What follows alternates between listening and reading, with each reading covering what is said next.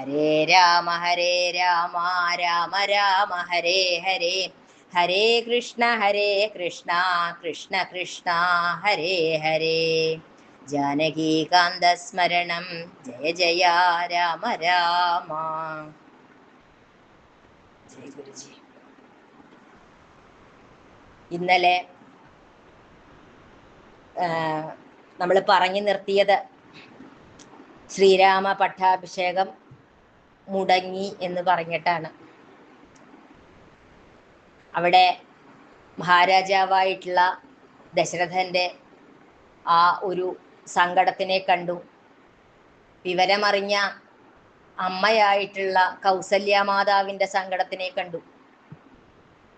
ഇതെല്ലാം കണ്ടുകൊണ്ട് നിൽക്കുന്നതായിട്ടുള്ള ലക്ഷ്മണകുമാരൻ തനിക്ക് വന്നിട്ടുള്ള ആ ദേഷ്യവും സങ്കടവും എല്ലാം കൂടി,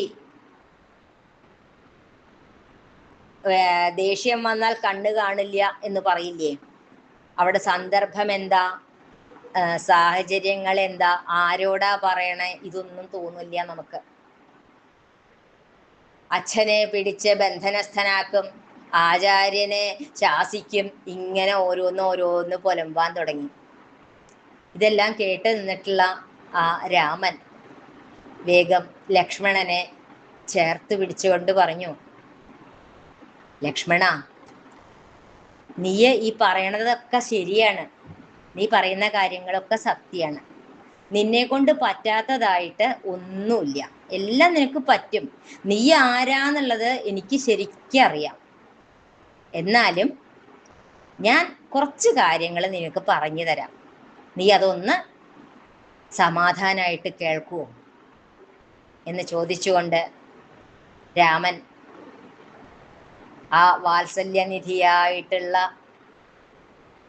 ഏട്ടൻ അനുജന് പറഞ്ഞു കൊടുക്കുന്നതാണ്. ഇതിനെ ലക്ഷ്മണോപദേശം എന്ന് പറയും. വളരെ പ്രധാനപ്പെട്ടിട്ടുള്ളതായിട്ടുള്ള ഒരു പ്രകരണമാണ് ഇത്. ഭഗവാൻ പറയാണ്, ലക്ഷ്മണ, ഈ രാജ്യം, ശരീരം, ലോകം, അതുപോലെ ധനം, ധാന്യം, ഇതൊക്കെ സത്യമാണെങ്കിൽ പിന്നെ ഇതിൻ്റെയൊക്കെ, ഈ പ്രയത്നത്തിൻ്റെയൊക്കെ ആവശ്യമുണ്ടോ? അല്ലാന്ന് വെച്ചാൽ ഇതുകൊണ്ടൊക്കെ എന്താ ഒരു ഫലമുള്ളത്? ഈ ലൗകിക സുഖങ്ങളെല്ലാം ഒരു മിന്നൽ പോലെ വന്നു പോണതല്ലേ. അതുപോലെ തന്നെയല്ലേ ആയസ്സും. ഇതിൽ പറയുന്നുണ്ട്, ഭോഗങ്ങളെല്ലാം ക്ഷണപ്രഭാ ചഞ്ചലം വേഗേന നഷ്ടമായുസ്സുമോർക്ക നീ വന്യസന്തപ്ത ലോഹസ്ഥാംബുബിന്ദുനാ സന്നിഭം മർത്യജന്മം ക്ഷണഭംഗുരം. ഇതെല്ലാം ഒരു ക്ഷണനേരത്തേക്ക് മാത്രമായിട്ടുള്ളതാണ്. ചുട്ടുപഴുത്തിട്ടുള്ള ഒരു ഇരുമ്പുമ്മില്, അതുമ്മല് ഒരു വെള്ളത്തുള്ളി വീണ് കഴിഞ്ഞാൽ അത് എത്ര നേരം ഉണ്ടാവും? അതുപോലെ നശിച്ചു പോകുന്നതല്ലേ ഈ മനുഷ്യജന്മം. ഒരു പാമ്പിന്റെ വായുടെ ഉള്ളിലിരിക്കുന്ന തവളയെ പോലെയാണ്. ആ തവള എന്താ ചെയ്യാ? പാമ്പിന്റെ വായയുടെ ഉള്ളിലാണ് ഇരിക്കണേച്ചാലും അത് നാവ് നീട്ടിക്കൊണ്ട് തൻ്റെ ഇരയെ പിടിക്കാനായിട്ട് ശ്രമിക്കും.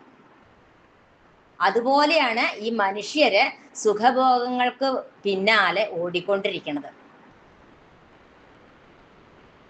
അതിന് അടുത്ത നിമിഷം തൻ്റെ മരണമാണ് എന്നുള്ള ഓർമ്മ ഇല്ല അതിന്. അതുപോലെ തന്നെയാണ് നമ്മൾ ഓരോരുത്തരും. മരണം എന്ന് പറഞ്ഞിട്ടുള്ള ആ പാമ്പിന്റെ വായ്ക്കകത്തിരിക്കുന്നവരാണ്. അത് മറന്നിട്ടാണ് നമ്മൾ ഇവിടെ ഓരോന്നിന്റെ പിന്നാലെയും ഓടിക്കൊണ്ടേയിരിക്കുന്നത്.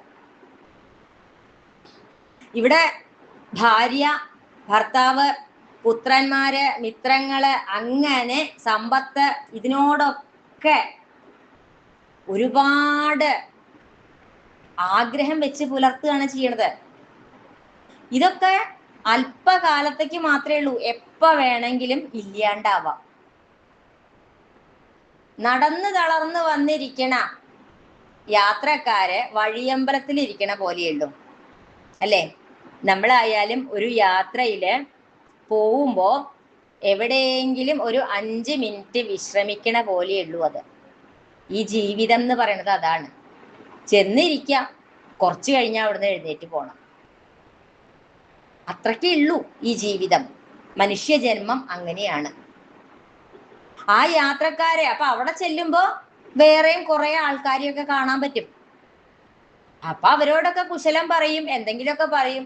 പിന്നെ അവരവർക്ക് സമയമാകുമ്പോ ഓരോരുത്തരായിട്ട് പോകും. നമ്മളുടെ ജീവിതത്തിലും അത് തന്നെയല്ലേ കാണുന്നത്? നമ്മൾ ഈ ഭൂമിയിലേക്ക് വന്നു. അച്ഛനുണ്ട്, അമ്മയുണ്ട്, സഹോദരങ്ങളുണ്ട്, സുഹൃത്തുക്കളുണ്ട്, ഭാര്യയുണ്ട്, ഭർത്താവുണ്ട്, അങ്ങനെ മക്കളുണ്ട്. പിന്നെ അങ്ങനെ കൂടിക്കൊണ്ടേയിരിക്കും. ഇതൊക്കെ ഓരോ ദിവസങ്ങളിൽ എത്തുമ്പോ നമ്മളോട് യാത്ര പോലും പറയാണ്ട് ഇറങ്ങിപ്പോണതും കാണാം. ആരെങ്കിലും മരിച്ചു പോകുമ്പോ നമ്മളോട് യാത്ര പറഞ്ഞിട്ടാണോ പോണേ? അല്ലല്ലോ. എല്ലാവരും അവരവർക്ക് കലാവുമ്പോ ഇറങ്ങി പോണുണ്ട്. അപ്പൊ എന്താ, അത്രയും നാള് നമ്മൾ കൂട്ടിപ്പിടിച്ചതെല്ലാം വെറുതെയായി. സമ്പത്തും അങ്ങനെ തന്നെയല്ലേ? ഇന്നുണ്ട്, നാളെ ഉണ്ടാവും എന്നുള്ള കാര്യത്തിന് എന്താ ഉറപ്പുള്ളേ? അപ്പൊ ഇതിനോടൊന്നും എന്തെന്നില്ലാത്ത ഒരു ആസക്തി വെക്കരുത്. ഇതെല്ലാം നശിച്ചു പോകുന്നതാണ് എന്ന് അറിഞ്ഞുകൊണ്ട് വേണം ഈ ഭൂമിയിൽ നമ്മൾ ജീവിക്കാൻ. അതുപോലെ തന്നെയാണ് ആയുസ്. എത്ര കാലം ഉണ്ടാവും നമുക്ക് പറയാൻ പറ്റുമോ? ഈ ഇരിക്കണ ഇരിപ്പില് ഇപ്പോ ഞാനായാലും മറ്റുള്ളവരായാലും ഇപ്പൊ എപ്പോഴാ മിണ്ടാണ്ടാവുക എന്ന് പറയാൻ പറ്റുമോ? ഓരോ ശ്വാസം എടുക്കുന്നുണ്ട്, അത് എപ്പോഴാ ഇല്ലാണ്ടാവണേന്ന് നമുക്ക് പറയാൻ പറ്റില്ല. അങ്ങനെ ഓരോന്നും ചിന്തിച്ചാൽ ഇതൊക്കെ ഒരു സ്വപ്നം പോലെയുള്ളൂ.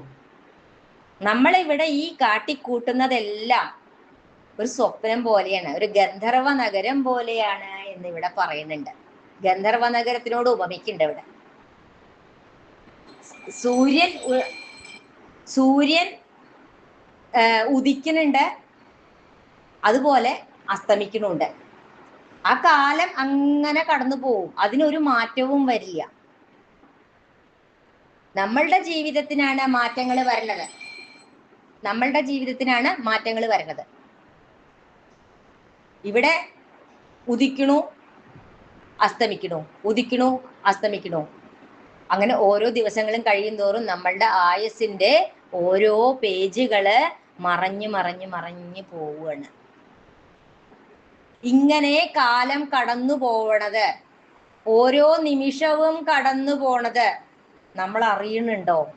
ഓരോ ശ്വാസവും ഇപ്പൊ എത്ര ശ്വാസം എടുക്കുന്നുണ്ട് അതറിയാനുണ്ടോ? അറിയണില്ല. ഇതൊന്നും ആരും അറിയണില്ല. അങ്ങനെ കടന്നു പോകുമ്പോ ഈ ജീവികളൊക്കെ ഈ മായയാവുന്ന ഒരു സമുദ്രത്തില് മുങ്ങിപ്പൊങ്ങുകയാണ് മനുഷ്യന്മാര്. അപ്പൊ ആയുസ് പോകുന്നതൊന്നും അറിയണില്ല.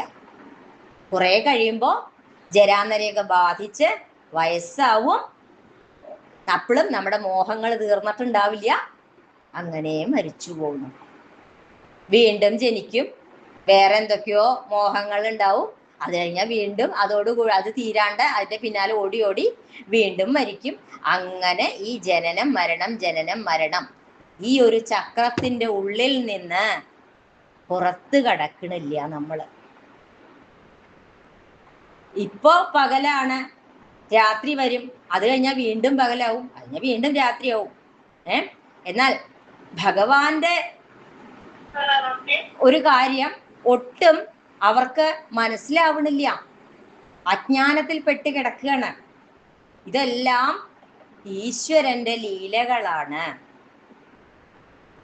ഈ പച്ച മൺകുടത്തില്, ചുട്ടെടുക്കാത്ത മൺകുടത്തില് വെള്ളം ഒഴിച്ചാലത്തെ പോലെ എന്ന് പറയുന്നുണ്ട് ഇവിടെ. ആമകുംഭാംബു സമാനം ആയസ്സുടൻ പോമതേതും ധരിക്കുന്നതിൽ ആരുമേ. പച്ച കുടത്തില്, ചുട്ടെടുക്കാത്ത കുടത്തില് വെള്ളം ഒഴിച്ചു കഴിഞ്ഞാ എന്താ ഉണ്ടാവുക? ആ ജലം ഇല്ലാണ്ട് ആവണത് അറിയില്ല. അതുപോലെ തന്നെയാണ് ആയുസ്സും. മാത്രല്ല ഇവിടെ ഈ ശരീരത്തിനെ ബാധിക്കാനായിട്ട് എന്തെല്ലാം വരുന്നുണ്ട്. നമ്മള് ഈ ശരീരം ഉണ്ട് എന്നുള്ളതുകൊണ്ട് ഒരുപാട് അഭിമാനിക്കുന്നുണ്ട്, ഇല്ലേ? ദേഹാഭിമാനം എന്തെന്നില്ലാത്ത ഒന്നാണ്. അത് അഹങ്കാരമായിട്ട് മാറുകയാണ്. എന്നിട്ട് പറയാണ്, ഞാൻ ബ്രാഹ്മണനാണ്, ഞാൻ ക്ഷത്രിയനാണ്, ഞാൻ സമ്പത്തുള്ളവനാണ്, ഞാൻ ഇന്ന അധികാരങ്ങളുള്ളവനാണ്, എന്തെല്ലാം പറഞ്ഞാണ് ഓരോരുത്തരും അഹങ്കരിക്കണത്. എന്നാൽ ഇതെല്ലാം അഹങ്കരിച്ച് നിൽക്കുന്ന സമയത്ത് തന്നെ നമ്മൾ അറിയാണ്ട് നമ്മളിലേക്ക് ചില ശത്രുക്കൾ വരുന്നുണ്ട്, രോഗങ്ങളായിട്ട്, ഇല്ലേ?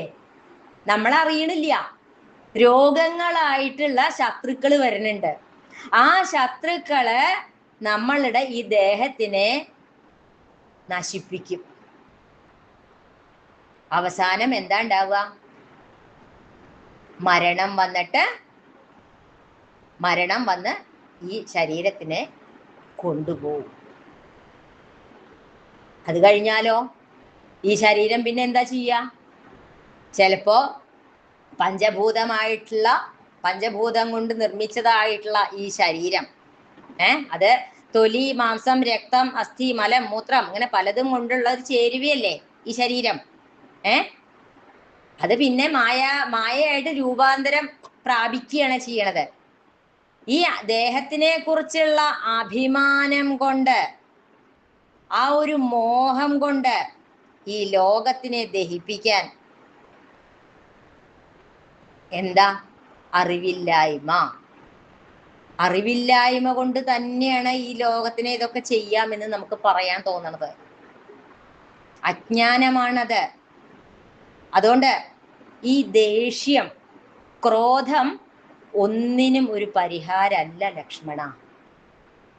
നമ്മള് ക്രോധം കൊണ്ട് വരുന്ന വിനകള് എന്തൊക്കെയാണെന്നറിയോ? ഈ ദേഹത്തിലെ ഊറ്റം കൊള്ളുന്നവർക്ക് കോപം ഉണ്ടാവും. അതുകൊണ്ട് സകല ദോഷങ്ങളും സംഭവിക്കും. ദേഹമാണ് ഞാൻ എന്നുള്ള ഈ ചിന്ത മനുഷ്യർക്ക് മോഹത്തിനെ ജനിപ്പിക്കുന്ന അവിദ്യയാണ്. എന്നാൽ ഞാൻ ശരീരമല്ല, ആത്മാവാണ് എന്ന ബോധം ഉള്ള ഒരാൾക്ക്, ആ ഒരു വിദ്യയെ കൈപ്പറ്റിയിട്ടുള്ള ഒരാൾക്ക് ഇത്തരം അഹങ്കാരങ്ങളോ ഒരു ബുദ്ധിമുട്ടുകളോ ഒന്നും ഉണ്ടാവില്ല. അപ്പൊ നമ്മൾ എന്താ വേണ്ടത്? നമ്മള് ഈ ദേഹമല്ല, നമ്മളല്ല ഈ ചെയ്യുന്നതൊന്നും. നമ്മളെ കൊണ്ട് ഏതോ ഒരു അദൃശ്യ ശക്തി നമ്മളിലൂടെ എപ്പോഴും പ്രവർത്തിച്ചുകൊണ്ടിരിക്കുക മാത്രമാണ്. അല്ലാതെ ഇതൊന്നും നമ്മുടെ ബലമല്ല. അതങ്ങോട്ട് ഉറപ്പാവണം. ഇവിടെ ഈ കാമം, ക്രോധം, ലോഭം, മോഹം എന്നുള്ള കുറെ കാര്യങ്ങളുണ്ടല്ലോ, ഇതൊക്കെ ശത്രുക്കളാണ്. അതുപോലെയാണ് മാതാവ്, പിതാവ്, അച്ഛൻ, അമ്മ, സഹോദരൻ, അങ്ങനെയുള്ളതൊക്കെ. ഇതൊക്കെ ഈ ദേഷ്യം ഉണ്ടാക്കാവുന്നതാണ്. കാരണം എന്താ? ഈ ദേഷ്യം ഉണ്ടാവുന്നത് എങ്ങനെയാ? നമ്മൾ വിചാരിച്ചതുപോലെ അല്ല മറ്റുള്ളവർ പ്രവർത്തിക്കുന്നത് എന്ന് കാണുമ്പോ നമുക്ക് ദേഷ്യം വരും. അപ്പൊ ഈ വികാരത്തിനെ അടക്കാൻ സാധിക്കണം. നമ്മൾ എന്തെങ്കിലും വിചാരിച്ചു, പറഞ്ഞു, പക്ഷെ അത് മറ്റാൾക്ക് അത് സ്വീകരിക്കാൻ പറ്റുമോ ഇല്ലയോ എന്നുള്ളത് പറയാൻ പറ്റുമോ? കാരണം ഓരോരുത്തരും ഓരോരോ ജീവന്മാരാണ്. എല്ലാവരുടെയും കാഴ്ചപ്പാടുകളും ചിന്താഗതികളും എല്ലാം വ്യത്യസ്തമാണ്. അവരും അവരുടെ കർമ്മങ്ങളെ, ആ പ്രാരബ്ധങ്ങളെ തീർക്കാൻ വേണ്ടിയിട്ടാണ് ഈ ഭൂമിയിലേക്ക് വന്നിട്ടുള്ളത്. നമ്മളും അവരും തമ്മിൽ വ്യത്യാസമൊന്നുമില്ല, നമുക്ക് പറയാം.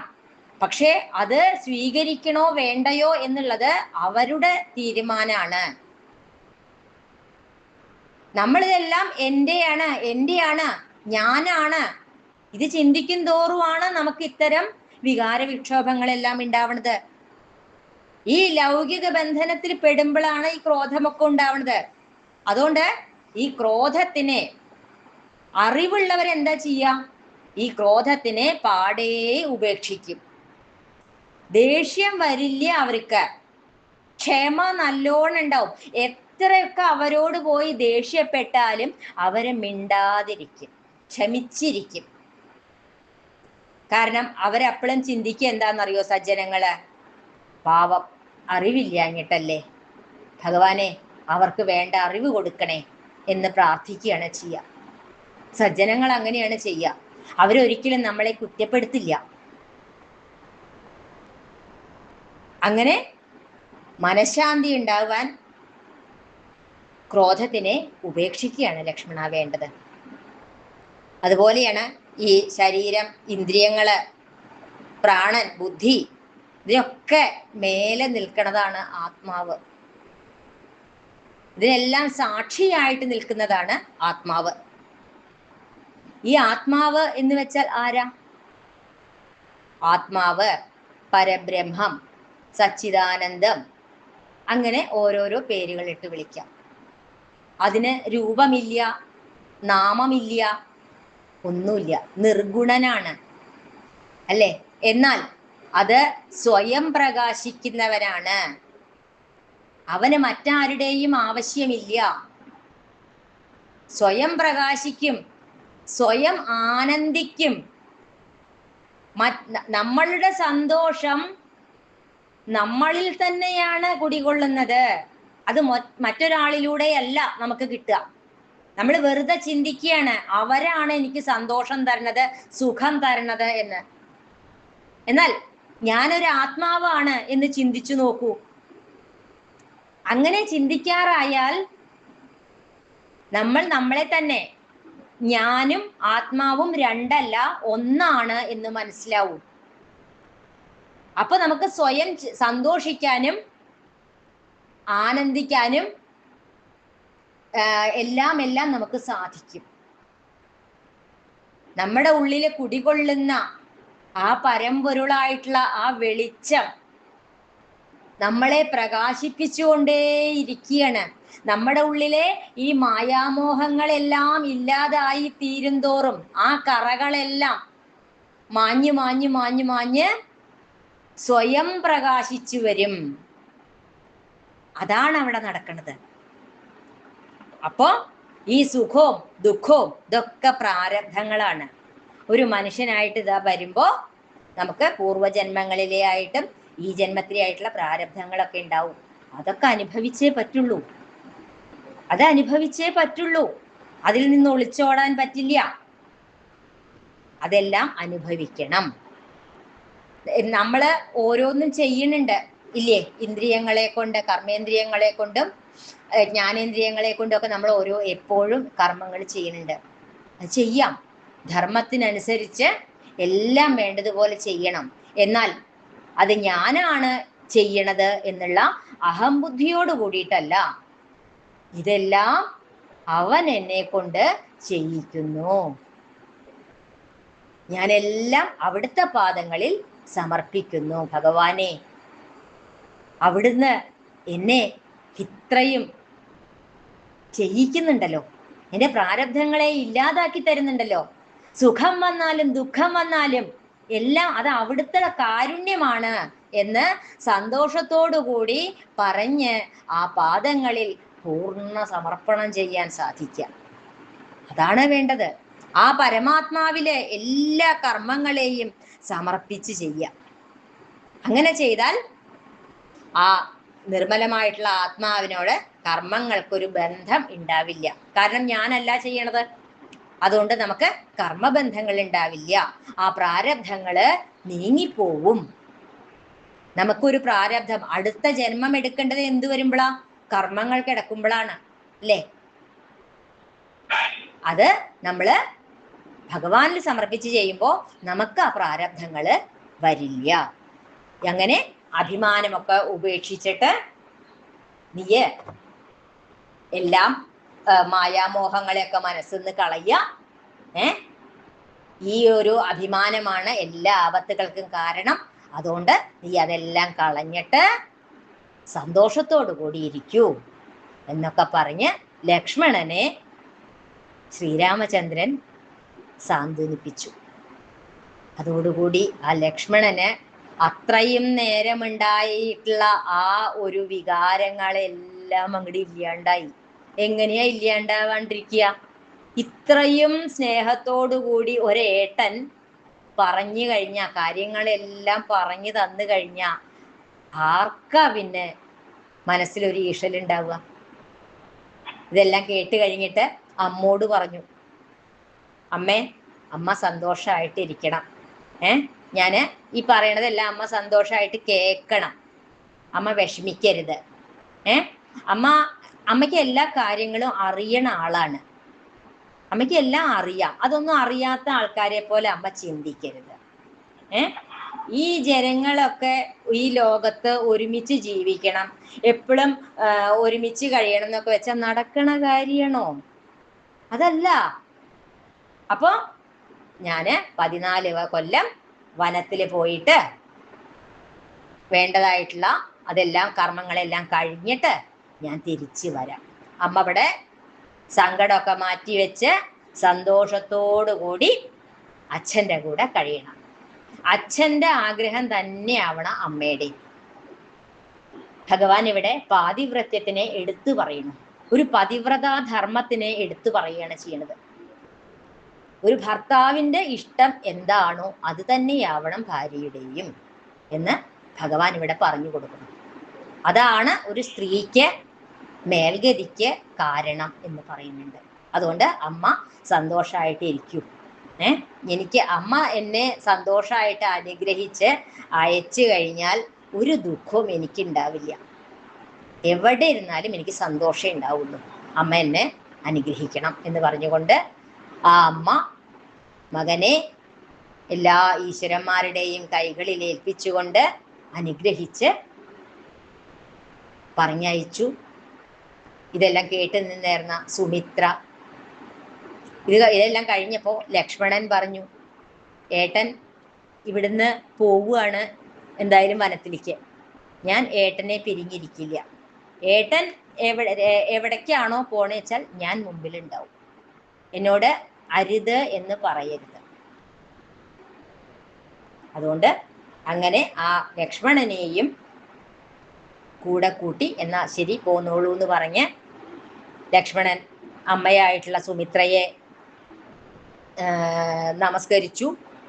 നമസ്കരിച്ചു കഴിഞ്ഞിട്ട് പറഞ്ഞു, അതിനുശേഷമാണ് പറയണത് സീതാദേവിയെ പോയി കാണുന്നത്. സീതാദേവി തൻ്റെ ഭർത്താവ് യാതൊരു ആളും ആരവൊന്നും ഇല്ലാണ്ട് വരണ കണ്ടപ്പോൾ ദേവി ചോദിച്ചു, എന്ത് പറ്റി? എന്താ ഇങ്ങനെ വരണേ? ഇങ്ങനെയല്ലല്ലോ കാണാറ്. എന്താണ് അങ്ങേക്ക് പറ്റിയത് എന്ന് ചോദിക്കുമ്പോഴാണ് പറയണത്, അച്ഛൻ ഇങ്ങനെ വനവാസത്തിന് പറഞ്ഞിട്ടുണ്ട്, കാര്യങ്ങളെല്ലാം പറഞ്ഞു കൊടുത്തു.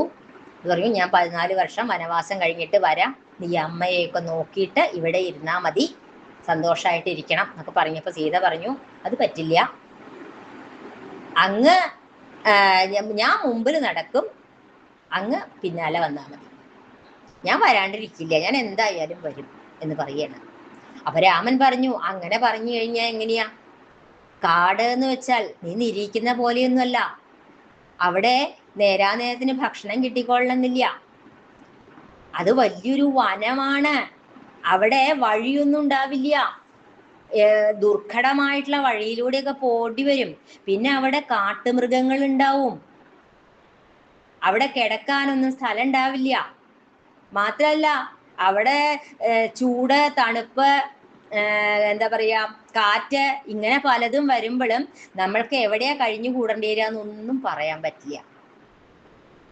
സാധാരണ ആൾക്കാർക്ക് തന്നെ വനവാസം എന്ന് പറഞ്ഞാൽ വളരെ കഠിനാണ്. പ്രത്യേകിച്ച് സ്ത്രീകൾക്ക്, സ്ത്രീകളുടെ കാര്യം പറയാനും ഇല്ല എന്ന് പ്രത്യേകിച്ച് എടുത്തു പറയുന്നുണ്ട് രാമൻ.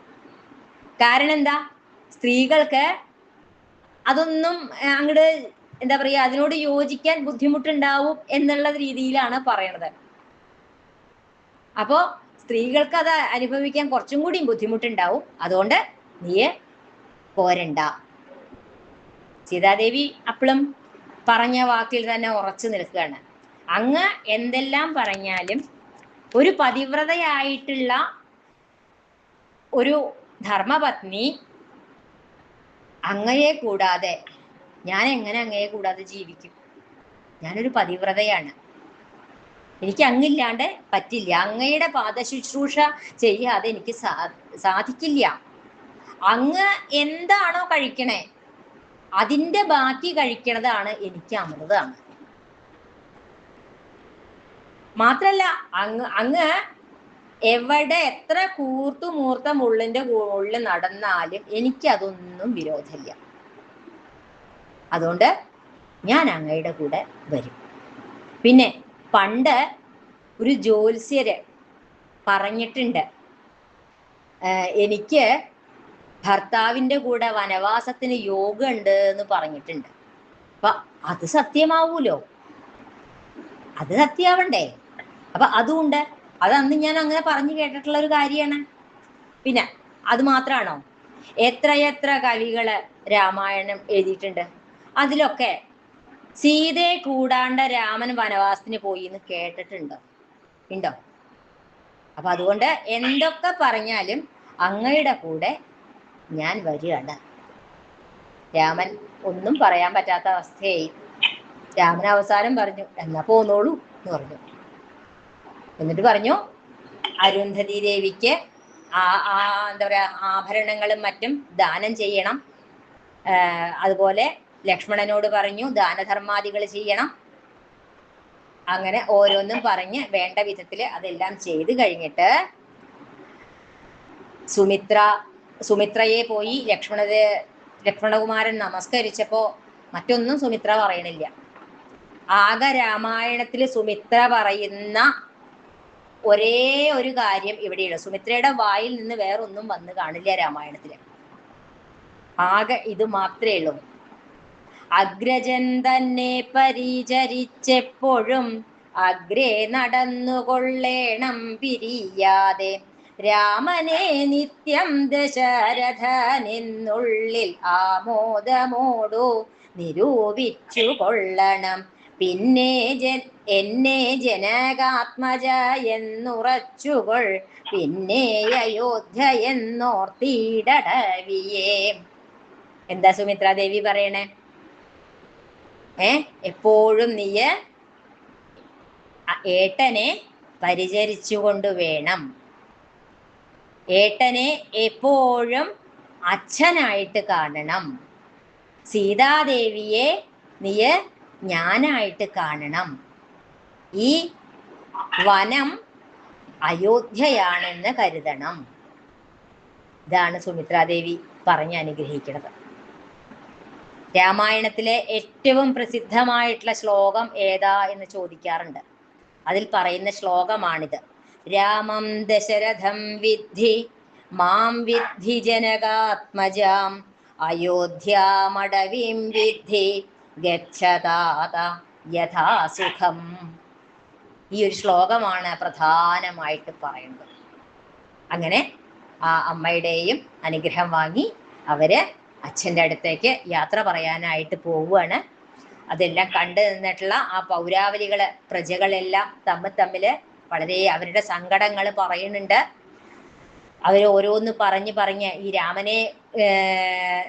രാമനെ കൂടാതെ ജീവിക്കാൻ പറ്റില്ല, നമുക്കും പോവാം രാമന്റെ കൂടെ കാട്ടിലേക്ക് എന്ന് പറഞ്ഞുകൊണ്ട് അവരും പുറപ്പെടുന്ന സമയത്ത് അവിടെ വാമദേവൻ എന്ന ഗുരു അവർക്ക് ഇനി ഇത് രാമൻ ആരാണ്, സീതാദേവി ആരാണ്, എന്തിനാണ് ഈ ഭൂമിയിൽ അവതരിച്ചേക്കണത് എന്നുള്ള തത്വത്തിനെ പറഞ്ഞു കൊടുക്കുന്നതാണ് അടുത്ത ഭാഗം. അത് നമുക്ക് അടുത്തൊരു ദിവസം പറയാം. ജാനകീകാന്തസ്മരണം ജയ ജയ രാമ രാമ. വീരാഞ്ജനേയ സ്വാമിക്ക് ജയ്. ജയ് ഗുരുജി.